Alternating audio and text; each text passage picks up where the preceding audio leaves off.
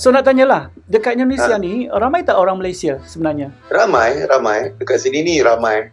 Termasuk daripada, ada banyak, ada sebab, ada macam-macam sebab lah orang-orang rakyat Malaysia kat sini. Antaranya,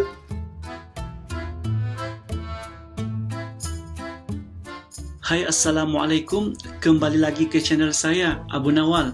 Kita sudah sedia maklum bahawa rakyat Indonesia yang berada ataupun menetap di Malaysia memang agak ramai jumlahnya. Dan antara faktor paling penting mereka datang ke sini adalah yang pertamanya dari segi pendidikan dan juga yang keduanya faktor kerjaya. Yang ni mereka datang ke sini sebagai TKI, Tenaga Kerja Indonesia. Walau bagaimanapun, kita seolah-olah lupa bahawa sebenarnya di Indonesia juga ramai rakyat Malaysia yang telah berhijrah ataupun bermastautin di sana sekian lama. Jadi kebetulan, saya mengenali seorang rakan yang merupakan rakyat Malaysia tetapi sudah sekian lama, iaitu puluhan tahun menetap ataupun tinggal di Indonesia. Jadi sebagai mewakili sekalian ramainya rakyat Malaysia yang menetap dan tinggal di Indonesia, saya telah mengambil satu kesempatan untuk mewawancara beliau menerusi aplikasi Google Meet, dan tujuannya ialah semata-mata untuk mencari tahu beberapa hal tentang rakyat Malaysia yang kini menetap di Indonesia. Jadi apa kata untuk kesempatan ini, saya ingin mengajak anda sekalian untuk sama-sama menonton wawancara antara saya dengan Encik Faiz Abdullah yang sudah puluhan tahun menetap di negara jiran Indonesia. Jadi antara soalan yang bakal saya tanyakan ialah, apakah antara faktor yang menyebabkan orang Malaysia datang dan tinggal di Indonesia, dan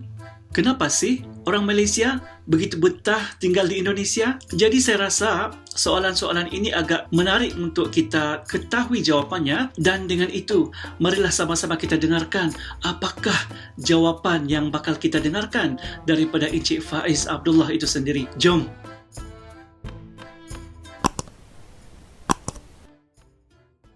Okey Faiz. Okey, sudah lama duduk dekat Indonesia? Alhamdulillah boleh tahan. Lebih kurang dalam Indonesia dari tahun 1998. Lama tu. Tapi bahasa masih boleh ya? Masih boleh switch from Indonesian accent to Malaysian accent anytime? Ataupun boleh keliru tak sometimes? Oh, tak ada, sebab kita dah memang orang kata mencari jati diri. Mencari jati diri. Jadi boleh cakap Indonesia apa segala macam, tapi tetap maintain lah kita punya identiti kita sebagai Malaysian. So dekat sana macam bahasa tu memang tak ada, kalau bercakap dengan orang sana memang cakap dalam bahasa Indonesia teruslah. Betul. Jadi, sebenarnya macam Indonesia ni dia kan negeri dia luas daripada Sabang sampai Merauke. Jadi Sabang tu yang paling bahagian yang paling utara. Paling barat. Okey. Oh. Lepas tu Merauke tu yang paling timur. Okey. Maknanya daripada Sabang tu dekat Aceh, bahagian Aceh tu. Lepas tu Merauke tu bahagian yang sampai dekat Papua. Sana. Jadi dia jadi macam tu lah. Benda ni maknanya jauh Indonesia tu, dan diorang ni ada macam-macam etnik, bahasa. Okey, contoh macam kat Aceh tu bahasa dia lain, tak sama langsung dengan bahasa yang dekat pulau, katakan bahagian Medan. Okey, yang bahagian Medan tak sama langsung dengan bahagian yang Padang. Okay. Yang Padang langsung tak sama dengan bahagian yang Jawa. Jadi memang ada terlalu banyak sini orang kata suku-suku bangsa ada sini, terlalu luas, terlalu banyak. Jadi bahasa diorang pun lain-lain, bunyi pun lain-lain. Kalau contoh macam kalau kita pergi ke Kepulauan Riau, itu diorang cakap macam kita cakap dekat Johor. Orang Johor cakap sebiji macam orang Johor cakap. Ya, itu saya dah maklum sebab ada channel YouTube nama Asyirai Lover kalau tak silap. Memang selalu tengok channel dia. Memang dia cakap macam orang KL, macam orang Johor lah. Macam orang Malaysia. Dan dia orang berpantun-pantun. Saya pernah macam ada pergi perkahwinan dekat Pulau Riau dia orang cakap sebiji macam orang Johor tu lah. Lepas tu berpantun-pantun. Jadi saya cakap ini memang sangat Melayu. Jadi memang ras dia orang ni terlalu banyak, suku-suku terlalu banyak. In fact kalau pergi ke bahagian-bahagian Papua tu kan macam orang kulit hitam kan. Macam orang kulit hitam memang kita tengok macam orang Afrika, tapi memang bukanlah orang Afrika. Tapi maksudnya dia punya features wajah dia tu macam tu. Ya, kan. Tapi cakapnya bahasa Indonesia.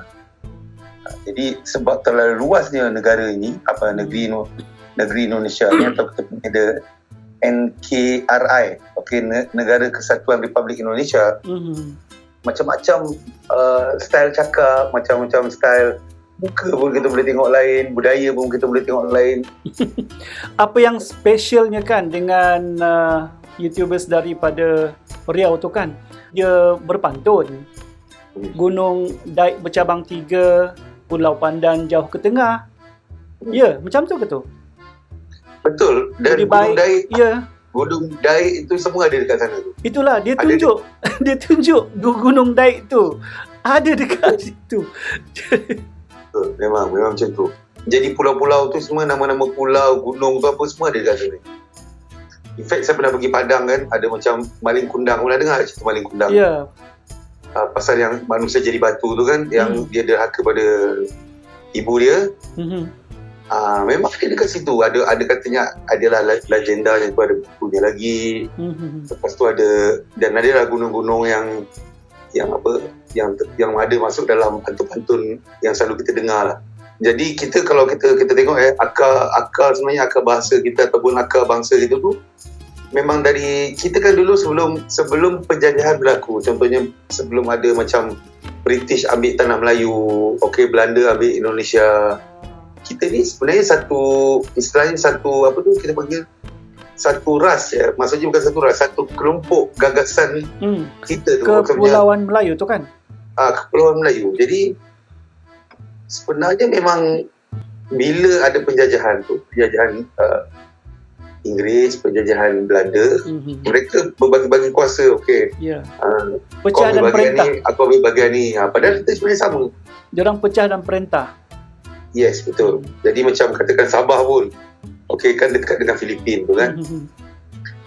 Filipin tu pun termasuk daripada kepulauan apa? Melayu. Kepulauan, kepulauan tanah Melayu lah ya, kalau saya panggil ya. Memang bukan bahasanya lain-lain sikit atau dan sebagainya, tapi secara garis besar kita itu masih ada connection, interconnect ada kaitan. So jadi sekarang Faiz ni dekat mana sekarang? Di Jawa ke, dekat Sumatera ke, dekat mana? Dekat Kepulauan Jawa. Kepulauan Jawa. Seronok tak duduk situ? Tentang duduk ni pada saya mana-mana pun sama je. Maknanya kelebihan masing-masing tu ada. Contohnya macam kalau kita duduk dekat Mekah, bangsa dia lain, feeling dia lain. Kita duduk dekat Malaysia pun sama, lain. Kita duduk dekat Eropah, rasa dia lain. Sebab saya pernah duduk dekat Eropah juga, saya pernah duduk dekat Arab. Saya pernah duduk kat Indonesia. Pada saya dekat Eropah berapa lama tu? Eropah tu tak adalah lama sangat. Berbulan-bulan tu adalah 2 bulan, 3 bulan kan. Tapi saya Australia pun ada berbulan-bulan. Tapi pada saya mana-mana tempat pun ada keistimewaan masing-masing ya. Nak cakap kekurangan tu tak ada kurang lah. Sebenarnya semua best. Bumi Allah ni luas. Kita memang boleh jalan mana-mana yang kita suka. Kita beradaptasi dengan culture, budaya. Sebab kita bermasyarakat, jadi kita kena tukar style kita fikir, cara kita interaksi dengan manusia dan sebagainya lah. Jadi pokok pangkalnya janji kita pandai bawa diri lah, kan? Betul. Jadi that's why kita kalau kita dah duduk di luar, kita kena beradaptasi dengan style tempat tu lah. Kita tak boleh macam katakan nak duduk dekat negara luar tapi kita duduk macam dekat negara kita. Tak boleh macam tu. Memang kita kena beradaptasi lah. Maknanya faham apa sensitivity masyarakat itu dan lain-lain lah. Tidak susah sebenarnya nak beradaptasi ni. Yang penting kita je. Jangan katakan kita ni orang kata jumut ya. Jangan berfikiran tertutup. Kita nak ikut dengan style kita. Tak boleh. Kita nak kena beradaptasi dengan orang-orang sekeliling kita. Masuk kandang kambing mengembik. Yang paling penting jaga sensitivity tempat tu lah. Kita memang bebas nak hidup ke mana-mana pun pada pandangan saya. Tapi kita kena beradaptasi dengan kondisi di sekitar kita. So nak tanyalah, dekat Indonesia ni ramai tak orang Malaysia sebenarnya? Ramai. Dekat sini ni ramai. Termasuk daripada ada sebab, ada macam-macam sebab lah orang-orang rakyat Malaysia kat sini. Antaranya perkahwinan, okey. Yang kedua, kerja. Yang ketiga, macam-macam lah. Ada yang belajar dekat sini. Macam student kita pun banyak dekat Medan, ada dekat Pulau Jawa, okey. Ada juga yang menuntut ilmu. Okey, maksudnya ada yang belajar agama dekat tempat-tempat tertentu lah, dekat wilayah dekat Indonesia ni.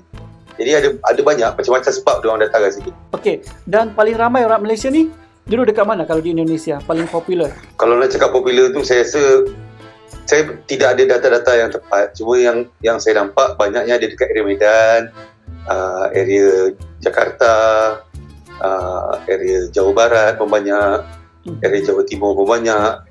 Basically pulau-pulau dekat Sumatera dan Jawa lah. Faktor yang menarik orang Malaysia datang ke sana tu memang yang tadi itulah kan, yang perkahwinan, kerjaya, mungkin juga pelancongan kan? Betul. Ada yang memang cinta pun dengan alam sekitar, banyaklah macam-macam.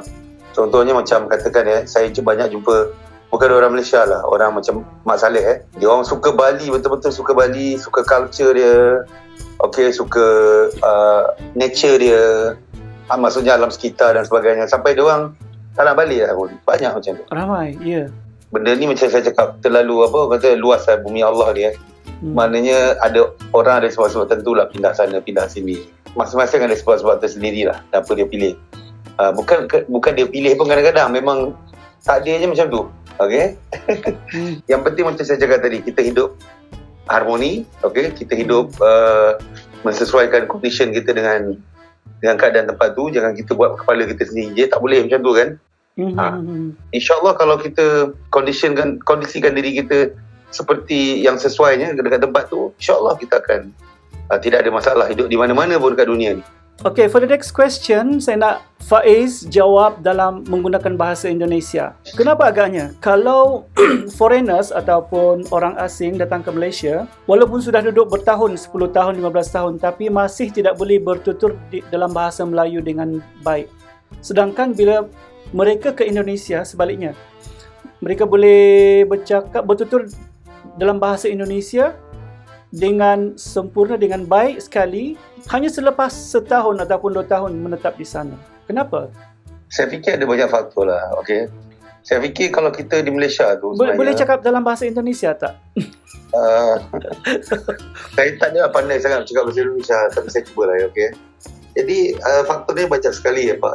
Jadi sebagai contoh gini, di Malaysia itu kita dari kecil ataupun dari sekolah itu kita memang diajarin bahasa Inggeris ya.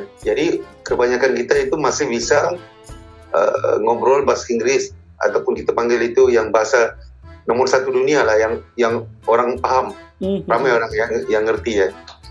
Okey, sedangkan kalau di Indonesia ini, okey, bahasa Inggeris bukan tidak ada, tapi kurang. Jadi kadang-kadang bila tidak ada keterpaksaan, contohnya kalau bule-bule ini, maksudnya bule-bule ini kayak Mak Saleh lah. Bule itu bahasa Indonesia, orang-orang Mak Saleh ni datang, okey, dia no choice, okey, tidak bisa ngobrol bahasa Indonesia, komunikasi susah. Jadi terpaksa, macam kat Malaysia tu masih boleh ngobrol bahasa Inggeris. Jadi tidak ada terlalu terpaksa. Okey, tapi tetap aja banyak tu, kalau kita tengok tu ada orang-orang Arab yang cakap Kelantan pun ada. Tengok tak? Ya. Ada yang daripada Mesir tu cakap Kelantan, betul-betul best dia cakap Kelantan. Sebab dia duduk dekat Kelantan kan. Isteri pun orang Kelantan. Adakah ini menggambarkan bahawa penggunaan bahasa Inggeris di Indonesia itu masih kurang ataupun macam mana? Basically memang masih kurang. Terlalu kurang pun sebenarnya dekat sini. Mereka dulu pada zaman kita panggil dia zaman ni lah ya. Dia Indonesia ni ada banyak zaman. Tapi zaman sebelum reformasi lah, waktu zaman Presiden Pak Soekarno, Pak Soeharto, memang jiwa bangsa tu kuat lah ya. Jadi dia orang betul-betul pakai bahasa kebangsaan ni, jati dirinya kuat. Maksudnya dia punya semangat nasionalisme dia, patriotisme dia Patriotisme, ya. kuat, sangat kuat. Okay. And then kita pun tahu ada beza tu mentaliti masyarakat. Contoh, okay, kalau kita tengok itu, kalau Malaysia kita tu memang yang seperti yang kita tahu, kemerdekaan tu kita on negotiation, okay, on negosiasi okay. Tengku Abdul Rahman, okay, dan yang lain-lain datang naik kapal pergi ke London, okay, berurusan dengan kerajaan British, deal sana, deal sini, negosiasi dan sebagainya. Sedangkan kalau di Indonesia ni kemerdekaan dia memang melalui darah ni melalui perang, waktu tu perang, okay? Jadi beza cara pandangan, cara masyarakat dia berbeza. Kita tengok pula Thailand tak pernah kena jajah.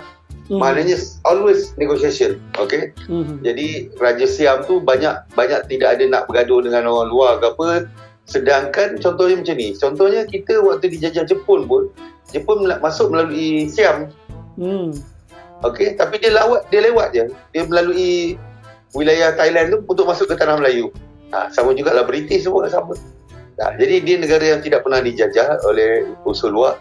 Cara fikir rakyat dia pun lain. Kalau kita tengok cara mereka punya culture lain, cara hidup dia lain, pandangan dia pun lain, memang lain. Jadi beza-beza lah. Sedangkan Filipin pun lain, okay? Kalau Filipin tu macam banyak apa tu yang ini yang menguasai dia orang tu daripada Spanyol kan? Ya. Jadi lain juga. Sini banyak Belanda, kita banyak Inggeris. Jadi memang lain acuan dia. Berbeza, cara fikir pun lain. Struktur kota pun lain. Semuanya lain lah, berbeza, memang berbeza. Menarik sekali.